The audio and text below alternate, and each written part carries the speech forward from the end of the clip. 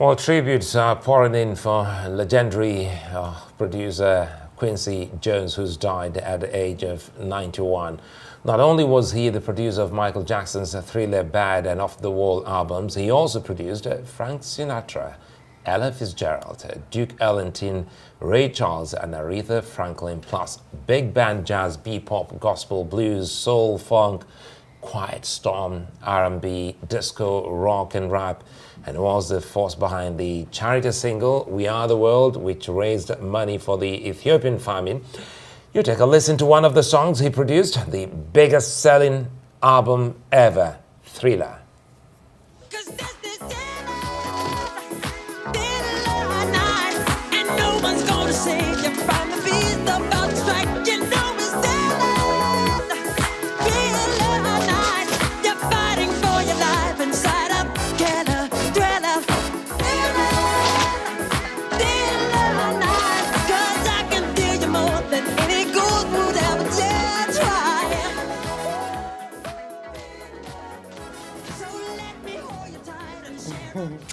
Right, our entertainment correspondent and Arise 360 anchor Kachiofia joins us now from Lagos for more on Jones's legacy. Kach, good to catch you here. Well, let's talk about this legend. A great, I mean, how do you even begin to describe Quincy Jones? I mean, you know, when I was first of all, it's absolutely delightful to see you both, Ngozi and of course Suleiman. Thank you so much for having me on Newsnight today. When I was talking about this earlier today, I spoke on Quincy Jones from a perspective of legacy.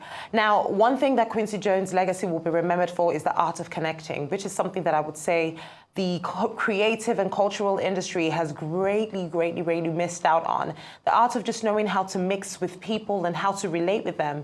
Quincy Jones began his career at a point where, you know, racism was at its highest. And as a black man in the industry, he found a way to connect the dots with artists across different races and tribes. Now, of course, we know that he started out as an arranger and a composer of music. So he understands the art of arranging music, not just producing, which made even his work much more prolific. So I would say, in terms of remembering his legacy, from everything we've seen, from tributes coming from the likes of Dr. Dre, who is one of the biggest producers of our time, taking it back to the Tupac and Notorious B.I.G. and Diddy era, to Oprah Winfrey, who's now grown her brand to own the OWN network, you know, to The Weeknd, who had the biggest album from the year 2022, After Hours. Everything they've said has really spoken to him as a connector and as a legacy, as an artist that created artists. And I really think that's what Quincy Jones' legacy would be. The one person who was able to connect people with music and also with his words. Yeah, you know, let's even look beyond. By the way, I think I miss him. Everyone is going to miss him. It reminds me of my radio days, playing quite a lot. He's got his hands on almost every sound, year in, year out. His career spanned 75 years, 28 Grammys, and he also inspired Dr. Dre to go into production. Help us make sense of some of the movies he also, you know, had his hands on. You know, Quincy Jones looks like someone who's got the Midas touch on almost everything he touched. Yeah, he did The Color Purple. Yes, he did. Yes, he absolutely did. In fact, when I think of Quincy Jones, as you know, that's just to show you how amazing as a person he was.